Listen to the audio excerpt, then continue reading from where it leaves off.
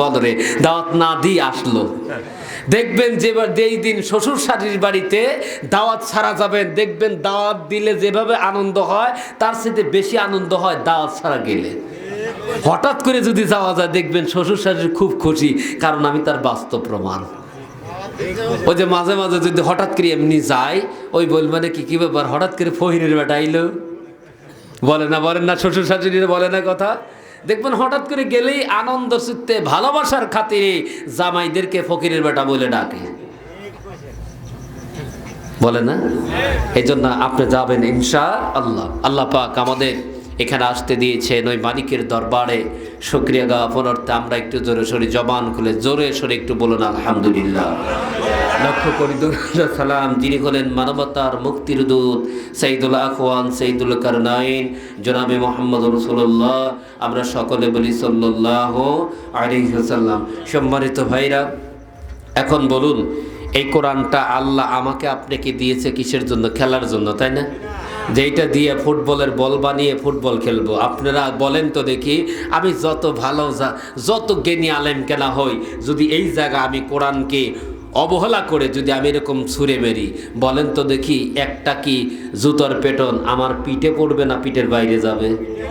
কথা বলতে হবে একটু জবান খুলে। যদি মুসলমানের সন্তান এখানে বসে থাকেন, জবান খুলে বলুন, কোরআনকে যদি কেউ অবমাননা করে আমরা ছেড়ে দিব। কিন্তু সেই মুদির বাচ্চা তার দেশে নাই, আছে কি? কথা বলেন নাকি আছে? যেই মুদির বাচ্চার নমুনা কপি ছিল এমন, যেখানে যাইতো খালি ঠাকুর দিয়ে ভরপুর করে দিছে। আপনারা আমার মাইন্ডে নিয়েন না যে আবার বলবেন না হুজুর আমরা এই দল করছি, এই দলের নামে বদনাম করেন না, ওই কথা বলি নাই। আমি বলছি যারা মূর্তি নিয়ে বেশি লাফালাফি করেছে তারা অন্য কেউ নয়, ওই নমরুদের জামানায় নমরুদের পক্ষে যারা ছিল, মোসার বিপক্ষে যারা ছিল, বাংলাদেশে সেই অরিসূত্র তারাও আছে। কথা বলেন। এই জন্য আমার ধোলাউড়িতে, তখন আমি চাকরি করি না, ওখানে এক জায়গার নাম হলো বটতলা, আমতলা বটতলা বলে। আমি টাকা বের করি, বললাম যে আমরা মসজিদেও পূজা করি ঠাকুর নিয়ে, আমরা তো মসজিদে আল্লাহকে সিজদা করি, আল্লাহকে ডাকি, কিন্তু পকেটের ভিতর থাকে কি টাকা। টাকার ভিতর কি থাকে বলেন না কেন? কথা বলেন না কেন? বলেন তো দেখি। সিরাজগঞ্জের একজন গর্ব একটা মায়ের সন্তান ছিল, 52 থেকে শুরু করে অনেকগুলো আন্দোলনে তিনি সবচেয়ে ভালো ভূমিকা রেখেছেন। এই লোকটার নাম কি বলেন তো? কথা বলেন না কেন? মাওলানা ভাসানী। এই লোকের নাম ওরা পাবলিসিটি করার জন্য কোনো প্রচেষ্টা ছিল না, কারণ উনি একজন আলেম ছিল। কথা বলেন। উনি একজন আলেম ছিল, যার কারণে এইগুলো করেছে। আর যদি ইনি আলেম না হয়ে যদি সিগারেট বিড়ি খাইতো, তাহলে একই করতো, আগেই প্রচার করে দিত। কথা বলেন। এই জন্য সোনার ভাই, এই কিতাবটা আল্লাহ পাক বলছে যালিকাল কিতাবু লা রাইবা। আল্লাহ পাক বলে দুনিয়ার মানুষ আমি মালিক কথা দিলাম। আল্লাহু আকবার, জোরে বলেন। নবীজি তোমার উম্মতদের কি বলে দাও, আমি আল্লাহ যে কিতাব পাঠিয়েছি এই কিতাবের মধ্যে বিন্দু মাত্র সন্দেহ, জোরে বলেন সন্দেহ, এই কোরআনকে আমরা নড়চড় করতে পারি নাই, কোরআনকে আমরা অন্য রূপ ধারণ করাতে কোনো প্রচেষ্টায় আমরা করতে পারি নাই। কিন্তু বলুন তো দেখি, বাংলার জমিনে শিক্ষা প্রতিষ্ঠানের ধর্মীয় আলোচনাগুলো বন্ধ করে দেয় কি দেয় নাই? জোরে বলেন। যেমন সাধারণ একটা উদাহরণ দেয়, ক্লাস 2-র মধ্যে মাদ্রাসার বই ক্লাস 2-তে ছিল শরীয়ত ওযু। নাম কি? শরীয়তে কি ওযু কারা করে? মুসলমান না হিন্দু না ইহুদিরা? মুসলমানরাও যে করে। ছোট্ট বাচ্চা ক্লাস 1 অথবা 2-তে যদি বাচ্চা শেখে রে শরীয়ত ওযু মানে তো পবিত্র হতে হবে। দেওয়ার পাড়ার অধিবাসী এই বাচ্চা যদি ছোট্টবেলা থেকে এই শব্দগুলা যদি আয়ত্ত করে চলতে পারে রে, বলুন তো দেখি বড় হইলে ওই ব্যক্তি আমল বেশি করবে না কম করবে? কারণ ছোটবেলা থেকে তার ধার্মিকতা তার মধ্যে প্রকাশ ঘটেছে, তার মধ্যে প্রবেশ করেছে। কিন্তু বাংলার জমিনে এই দীপু মনির বাচ্চা, নেমো খারামের বাচ্চা ক্লাস 2 মধ্যে সরেও তো অজু বন্ধ করে দিয়েছিল অর্জুন আর অরণ্য, যেটা হলো ওই দীপু মনি ভারতের মোদির, কথা বলেন কথা বলে, ভারতের মোদির সংস্কার লইয়া বাংলার জমিনের শিক্ষা অঙ্গন গুলাকে এইরকম জড়ায় দিয়েছিল। শুধু তাই নয়, কোনো ছাত্র পড়লো কি পড়লো না, ছাত্র কেমন বেঁচে আসলো কি আসলো না, এর জন্য কোনো ছাত্রকেও শাসনও করা যাবে না, এই অর্ডার দেওয়া ছিল। উদ্দেশ্য হলো বেয়াদব হইলেই দলের লোক সংখ্যা বেশি পাওয়া যাবে। জোরে বলেন জোরে বলেন। আবার আল্লাহ ডাক মারেন, দুনিয়ার মানুষ তোমরা জানে নাও, এই পৃথিবীতে যারা আমার বিপক্ষে গো, আমার যারা পক্ষে ছিল তাদের বিপক্ষে যারাই মাথা চারা দিয়ে উঠেছে, আমি তাদেরকেও অবকাশ দিয়েছি। কিছুদিন যাইতে যাইতে এমন ভাবে ফেলা দিয়েছি আর মেরুদণ্ডের হার নিয়ে দাঁড়াতে পারে নাই, মাটির সঙ্গে আমি আল্লাহ পিষায় দিয়েছি। রেও সিরাজগঞ্জের অধীনের দিয়ার পাড়ার অধিবাসীরাও বলুন তো দেখি, আমার বাংলাদেশে এই নজির আমার আল্লাহ উপস্থাপনা করে দিছে কি দেয় নাই? আর জোরে বলেন, দিছে কি দেয় নাই? আমার আল্লাহ ডাক মারা, দুনিয়ার মানুষ এই বাংলার জমিনে যাও, আমি আল্লাহ ডাকাইলাম, হারে হারে দেখবেন শত শত বছর আবার মানুষের অন্তরে এরকম থাকবে। জোরে বলেন জোরে বলেন। বলা যায় না, দেখবেন 2-4-10 বছর পরে ফিরাউনের নামের পরে বর্তমান যে সই লেগেছে তার নামও থাকবে। কথা বলেন কথা বলেন। কারণ ওর নমুনার এর নমুনার মধ্যে কোনো পার্থক্য ছিল। এই জন্য আল্লাহ বললেন এই কিতাবটা এমন একটা কিতাব, যেই কিতাবের মধ্যে কোনো সন্দেহ নাই, পরিবর্তনের কোনো অবকাশ কারো নাই, কারো ক্ষমতা নাই।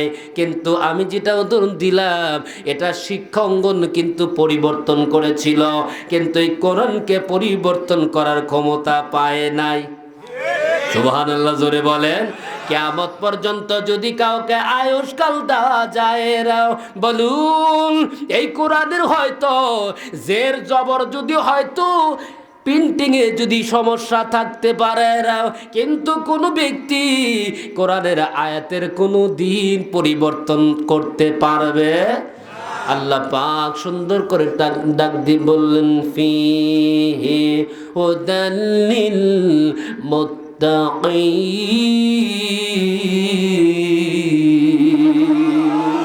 আমার আল্লাহ বলে শুধু এই কিতাব সাধারণ কোনো কিতাব না, এই কিতাব এমন একটা কিতাব যেই কিতাবটা হলো মুত্তাকিদের জন্য হিদায়াত। জোরে বলুন আল্লাহু আকবার।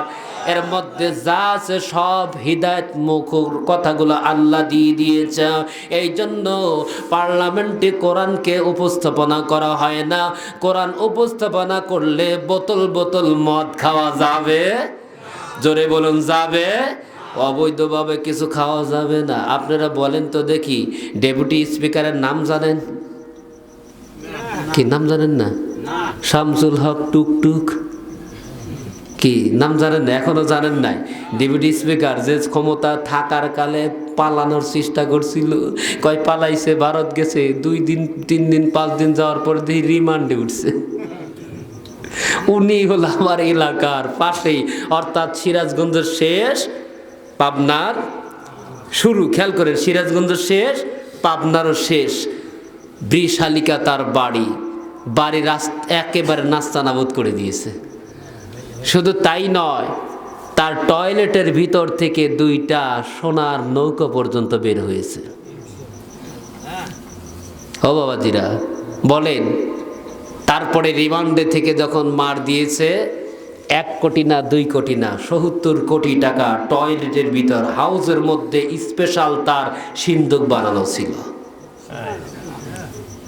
হিসাব করছে এই বিচারা এক বছর একটা সার্কুলারে লোক নিব সারা বাংলাদেশে 22 জন। কয়জন? খেয়াল করবেন, সারা বাংলাদেশে নিবে 22 জন। ওনার বউ নিচে 44 জনের কাছে টাকা। ওনার বউ নিচে কয় টাকা? কয়জনের কাছ? আর উনি তাহলে কয়টা দিছে? ওই পার্লামেন্টে যদি কোরআনের আইন যদি চালু থাকতো, জারি হতো, বলুন এরকম টাকা নেওয়ার সাহস?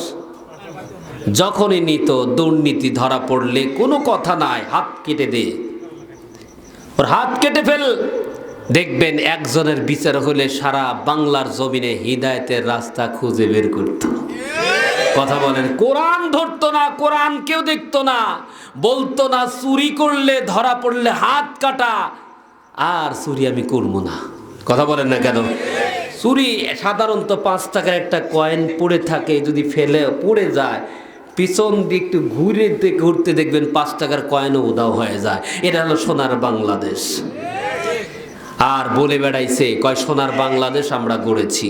একটা কথা মনে রাখবেন, যতক্ষণ পর্যন্ত পার্লামেন্টে কোরআন প্রতিষ্ঠিত না হবে ততক্ষণ পর্যন্ত কোনো দিন ইসলামী রাষ্ট্র কায়েম হতে পারে।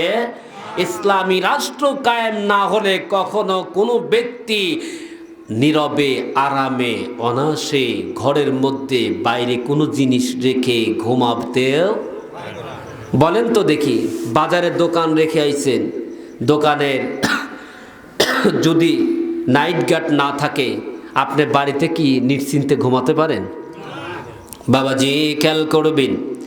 তাহলে আমাদের পৃথিবীর জমিনে, কেন না শুধু বাংলার জমিনটাই বলি, বলুন তো দেখি, এই বাংলার জমিনে যদি ইসলামী রাষ্ট্র যদি কায়েম করতে চান, বলুন তো দেখি আলেমদের সঙ্গে থাকার দরকার আছে না নাই? দেখি কে কে থাকবেন না, হাত তোলেন। আলেমদের সাথে থাকবেন না? থাকবেন না? দেখি থাকবেন কে কে, হাত তুলে দেখান। লিল্লাহে তাকবীর। وَيُقِيمُونَ الصَّلَاةَ وَمِمَّا رَزَقْنَاهُمْ يُنْفِقُونَ। আরো জোরে বলুন আল্লাহু আকবার। আমার আল্লাহ ডাক মারে, নবীজি আমি আল্লাহ এমন একটা কিতাব দিয়েছি, এই কিতাবের শুরুতে আমি মুত্তাকির জন্য 5টা বৈশিষ্ট্য দিয়ে দিয়েছি। আল্লাহু আকবার বলেন। যেই মুত্তাকি যদি 5টা বৈশিষ্ট্য যদি অর্জন করতে পারে, আল্লাহ বলেছে তার জন্য নিঃসন্দেহ সফলতা থাকবে। জোরে বলুন আল্লাহু আকবার। প্রথম নম্বর শর্ত হলো অদৃশ্য, বিল গায়ব শব্দের অর্থ অদৃশ্য, অদৃশ্যর প্রতি ঈমান আনতে হবে। চিল্লা জোরে বলুন তো দেখি, আল্লাহ কি আপনারা কেউ দেখছেন? কোনোদিন কি দেখছেন? আপনার বাবা দেখছে মনে হয়, নাকি দাদাই দেখছে? কেউ দেখে নাই, আবার অদূর ভবিষ্যতেও দেখা যাবে না, কারণ আল্লাহ নিজেই বলছিলেন তারানি, আমাকে দেখা যায় না, দুনিয়াতে আমি আল্লাহ দেখা দিব না। জোরে বলুন না আল্লাহু আকবার।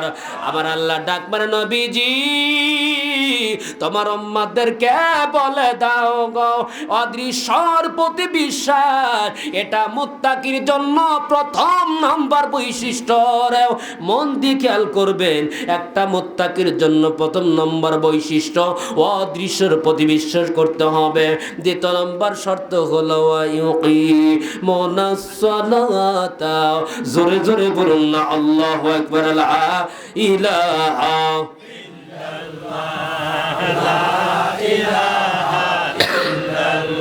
জবান খুলে লা ইলাহা, জোরে লা ইলাহা, জোরে লা ইলাহা, জোরে লা ইলাহা। বলুন প্রথম নম্বর চরিত্র কি বলছি বলেন তো দেখি? অদৃশ্যের প্রতি, মনে রাখবেন কথাগুলো, অদৃশ্যের প্রতি বিশ্বাস রাখতে হবে। যেটা আল্লাহকে আমরা দেখি নাই, বিশ্বাস করি কি করি না? জোরে বলেন, করি কি করি না? দ্বিতীয় নম্বর শর্ত হলো নামাজ তারে পড়তে হবে। বলুন যদি নামাজ না পড়া যায় সে ব্যক্তি মুত্তাকি হতে পারবে? তাহলে 2 নম্বর শর্ত কি বলেন এখন? জোরে বলেন, জোরে বলেন। তাহলে 2 নম্বর শর্ত হলো নামাজ পড়তে হবে। এরপরে হলো ওয়া মিম্মা রাযাকনাহুম ইউনফিকুন। আরো জোরে বলেন আল্লাহু আকবার। 3 নম্বর বৈশিষ্ট্যটা আমার মালিক ডাক দেয়, নবীজি তোমার উম্মতদের কি বলে দাও 3 নম্বর শর্ত মুত্তাকির হবে। ওই ব্যক্তি যা ইনকাম করবে ওই ব্যক্তি আল্লাহর রাস্তায় ব্যয় করবে। এখন বলুন তো দেখি, আমরা গরিব মিসকিন আসলে তাদের দান করি কি করি না? জোরে বলেন, জোরে বলেন, করি। এরপরে 4 নম্বর শর্ত হলো আল্লাযীনা ইউমিনুনা বিমা উনজিলা ইলাইকা ওয়া মা উনজিলা মিন ক্বাবলিক। জোরে বলতে হবে আল্লাহু আকবার। আবার আল্লাহ ডাক মানে নবীজি শুনে নাও, 4 নম্বর বৈশিষ্ট্য মুত্তাকির হবে গো। আমি মালিক তোমার উপর যেই কোরআন নাজিল করেছি, এমনকি তোমার পূর্বের আগে অনেক কিতাবগুলো আমি আল্লাহ নাজিল করেছি। এখন বলুন তো দেখি, পৃথিবীর জমিনে আল্লাহ পাক আসমানি কিতাব কয়টা দিছে বলেন তো? 104টা। মনে রাখবেন কয়টা দিয়েছে? 104টা কিতাবের মধ্যে শেষ কিতাবের নামটা হলো পবিত্র কোরআন। এই কোরআন দিয়েছে আমার আল্লাহ বলে এটার প্রতি বিশ্বাস, এবং ওই যে 103টা আছে ওর প্রতি বিশ্বাস স্থাপন করবে, এটাই হবে মুত্তাকির জন্য 4 নম্বর বৈশিষ্ট্য। জোরে বলুন আল্লাহু আকবার। আমার আল্লাহ 5ম নম্বর বৈশিষ্ট্যটাও সুন্দর করে ডাক দিয়ে বললেন ওয়া বিল আখিরাতি হুম ইউকিনুন।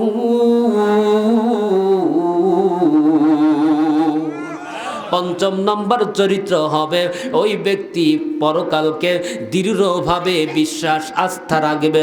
বলুন তো দেখি, কবর আছে আমাদের বিশ্বাস আছে না নাই? হাসর মিজান হবে বিশ্বাস আছে না নাই? এই বিশ্বাস হিন্দুর বাচ্চারা করে না, জোরে বলুন ঠিক কিনা? আল্লাহর কসম করে বলছি, যদি কোনো হিন্দুরা যদি বলতো পরকালে শাস্তি হবে, পরকাল আছে, নবী আছে, এই 2টা যদি বিশ্বাস করত, আমার মনে হয় তাদেরকে আল্লাহ জাহান্নাম দিত। কারণ তারা কিন্তু আল্লাহরে বিশ্বাস করে, ভগবান আছে। কথা বলেন, কথা বলেন, ভগবান আছে এটা কিন্তু বিশ্বাস করে, কিন্তু ওদের বিশ্বাস নাই পরকাল, ওদের বিশ্বাস নাই মুহাম্মদুর রাসূলুল্লাহর প্রতি। এই জন্য ওদের চরিত্র, ওদের বৈশিষ্ট্য যতই ভালো কাজ করুক, সব ভালো কাজের মূল্য আমার আল্লাহর কাছে বিন্দু মাত্র আল্লাহ পাক দিবে না। কারণ ওরাই পবিত্র না, ওরা জন্মসূত্রেই নাজাসাত। জোরে বলুন আল্লাহু আকবার। আমার আল্লাহ ডাক মানে নবীজি তোমার উম্মতদেরকে জানা দাও গো, আরে নবী এই যে 1ম নম্বর বললাম অদৃশ্যের প্রতি ঈমান, 2য় নম্বর হলো নামাজ, 3য় নম্বর হলো যা ইনকাম করবে আল্লাহ রাস্তায় ব্যয়, 4র্থ নম্বর হলো আল্লাহ যে কিতাব নাজিল করেছে তার প্রতি বিশ্বাস, 5ম নম্বর শর্ত হলো পরকালের প্রতি দৃঢ় আস্থা রাখতে হবে। এখন জবান করে বলুন তো দেখি, এই 5টা জিনিস মানতে আপনারা রাজি আছেন কিনা? এটা হাত তুলে দেখান। লিল্লাহে তাকবীর। আরো জোরে বলতে হবে লিল্লাহে তাকবীর। তাহলে আগামীকাল থেকে 5 জায়গায় নামাজ পড়বো কে কে? সবাই রাজি ইনশাআল্লাহ? বলেন ইনশাআল্লাহ। আল্লাহ পাক তৌফিক দান করে সকলে বলুন আমিন। তাহলে বলুন 5 জায়গায় নামাজ পড়লে আর এই যে বাকি 4টা বিষয়ের ভিতর আমরা 3টা অটোমেটিক বিশ্বাস আছে, আমরা অবশ্যই মুত্তাকি হইতে পারবো। এই মুত্তাকির জন্য আল্লাহ পাক সুন্দর করে ডাক দিয়ে বললেন উলাইকা আলা হুদাম মির রাব্বিকুম। জোরে বলুন আল্লাহু আকবার। আল্লাহ ডাক দিয়ে বললেন নবীজি উলাইকা আলা হুদাম মির রাব্বিহিম ওয়া উলাইকা হুমুল মুফলিহুন। আল্লাহ ডাক দিয়ে বলে নবী গো যারা এই পাঁচটা বৈশিষ্ট্য থাকবে, আমি আল্লাহ কথা দিলাম ওরাই হলো সফলতা, আল্লাহর পক্ষ থেকে হিদায়াত পাবে, আর ওটাই ওরা হবে সফল কাম। এই সফল কামের ব্যাখ্যাই হলো আল্লাহর জান্নাত। জোরে বলুন আল্লাহু আকবার। এখন বলুন তো দেখি, আল্লাহর জান্নাতে যাইতে আমরা চাই কি চাই না? আল্লাহর জান্নাতে যাইতে গেলে পাঁচটা বৈশিষ্ট্য তো মানতে হবে। এই পাঁচটা বৈশিষ্ট্য মানতে সহজ হবে যদি আমরা ইসলামী রাষ্ট্র কায়েম করতে চাই। জোরে বলুন ঠিক কিনা? একটা উদাহরণ দিব, নবীজির সাহাবীরা কেমন তাকওয়াবান। নবীর এক হাদিস থেকে আনাস ইবনে মালিক থেকে শোনাবো, রাগ করবেন না তো। আনাস ইবনে মালিক উনি বর্ণনা করেছে, একদিন আবু তলহা, মনে রাখবেন কথাগুলো, খেয়াল রাখবেন, আবু তলহা উম্মে সুলাইমকে ডাক দিয়ে বলেছিল, আরে উম্মে সুলাইম, আমি নবীজির কাছে গিয়েছিলাম, তাকায় দেখি নবীজি যখন আমাদের সঙ্গে কথা বলেছে, উম্মে সুলাইম, নবীজি যখন কোন শব্দ যখন বের করছে, আমি আবু তালহা তাকায় দেখি নবীজির কথার মধ্যে শক্তি নাই। আল্লাহু আকবার বলেন। বলুন, কোন ব্যক্তির কথার মধ্যে যদি শক্তিটা দুর্বল মনে হয়, বলুন তো দেখি, কথা বলতেছে আস্তে আস্তে, নিঃসন্দেহ মনে করতে হবে লোকটা অসুস্থ হয়ে আছে। জোরে বলুন কথা ঠিক কিনা? নবীজির সাহাবী আবু তালহা বর্ণনা করে, আমি তাকে দেখি রে, নবীজি যখন কথাগুলো বলতেছে কণ্ঠনালী থেকে কথাগুলো আস্তে আস্তে বের হচ্ছে। ও সাহাবী এইটা দেখে আর সহ্য করতে পারে নাই। আল্লাহু আকবার বলেন। এরকম ঘটনা জাবেরের বেলাও হয়েছিল খন্দকারের যুদ্ধেতে। দুইটা জিনিসই আলোচনা করব, রাগ করবেন না তো কেউ। দুইটা জিনিসই আলোচনা করব, একেবারে সহিহ হাদিস থেকে প্রমাণ যেই বিষয় সেইগুলোই বলবো। এই জাবেরও বলেছিল নবীজিকে ক্ষুধার্ত দেখে কলিজায় আর সহ্য করতে পারে নাই, এই জাবের নবীর কাছ থেকে অনুমতি চেয়ে বাড়িতে গিয়েছিল। জোরে জোরে বলুন না আল্লাহু আকবার। আবু তালহা বলে, আমি উম্মে সুলাইমকে বললাম, উম্মে সুলাইম, আমার নবীজি যখন আমাদের লোকে কথা বলছিল না, তাকায় দেখি না কথার মধ্যে দুর্বল দেখা যায়, শব্দগুলো জোরে বের হচ্ছে না, আস্তে আস্তে করে বের হচ্ছে। সাহাবী কান্দে রে কান্দে, আল্লাহু আকবার বলে। সাহাবী কান্দে, সুন্দর করে উম্মে সুলাইমকে বলে, আরে উম্মে সুলাইম, বলো তো দেখি বাড়িতে কোনো খাবার আছে কিনা। আল্লাহু আকবার বলে। উম্মে সুলাইম ডাক দি বলেছিল, আবু তালহা রে, যাই নবীজি দুর্বল শক্তিহীন অবস্থায় যে নবী কথা বলছিল রে, আরে আবু তালহা, নবীজি ক্ষুধার্ত তুমি বুঝলা কিভাবে? আবু তালহা বলেন, বিবিরে, নবী তো অসুস্থ না, নবী তো অসুস্থ না, তাহলে বোঝা যায় নবীজি ক্ষুধার্ত আছে, বিধায় আমার নবীর কণ্ঠ দিয়ে জোরে কথা বের হচ্ছে না। জোরে বলুন না আল্লাহু আকবার। এদের মধ্যে কেমন মহাব্বত নবীর প্রতি, এই ব্যক্তিটাও সুন্দর করে ডাক দিয়ে বলে, আরে আবু তালহা, চিন্তা করার কোনো কারণ নাই রা, জবের কিছু রুটি বানিয়া, বিশেষ করে কয়েকটা মাত্র রুটি, জোরে বলুন আল্লাহু আকবার, রুটি তৈরি করে সুন্দর করে আবু তালহাকে দিছে। আবু তালহা অন্য কাউকে না, আনাস বর্ণনা করে, আমি তাকে দেখি নবীজির দরবারে গিয়ে যখন নবীকে বলা হলো, হুজুর, আমি আপনার খেদমতে হাজির গো। আমার নবী বলা, আনাস, আমি জানতে পেরেছি না তোমাকে আবু তালহা আমি রাসূলের কাছে পাঠাইছি। আল্লাহু আকবার বলেন। বলুন, আবু তালহা বাড়িতে আলোচনা, নবীজির সামনে কিন্তু না। বিশ্ব নবী ডাক দি বলে, আনাস ইবনে মালিকের, তুমি যেই জন্য এসেছো আমি জানি, তোমাকে আবু তালহা পাঠিয়েছে। আনাস বর্ণনা করে, হুজুর, আপনি যেই কথা বলেছেন গো নবী, আপনি যেটা ধারণা করেছেন, যেই কথা বলেছেন এটাই সত্য, এটাই সত্য। আমাকে আবু তালহা পাঠিয়েছে। আরে না, শুধু তাই নয়, তোমাকে পাঠাইছে আমি রাসূলকে দাওয়াত করার জন্য। জোরে বলুন আল্লাহু আকবার। আবু তালহার দাওয়াতের কথা নবীজি আনাসকে জানায়। আনাস বলে, হুজুর, আবু তালহা আমাকে এই জন্যই আপনি রাহমাতুল লিল আলামিনের দরবারে পাঠাইছে। নবীজি বলতেছে, আবু তালহার বাড়িতে আমি যাইব।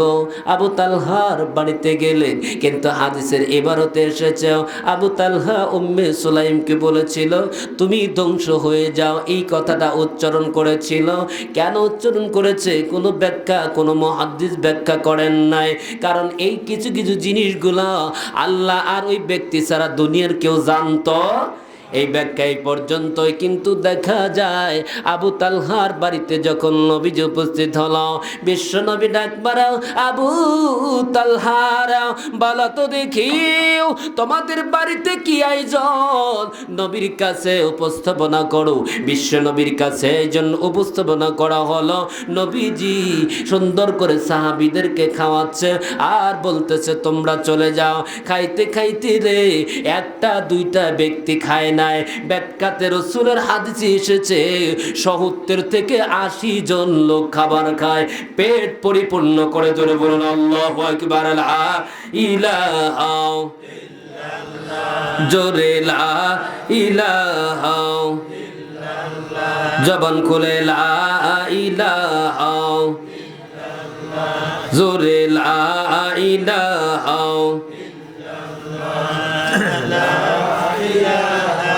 ইল্লাল্লাহ, জবান খুলে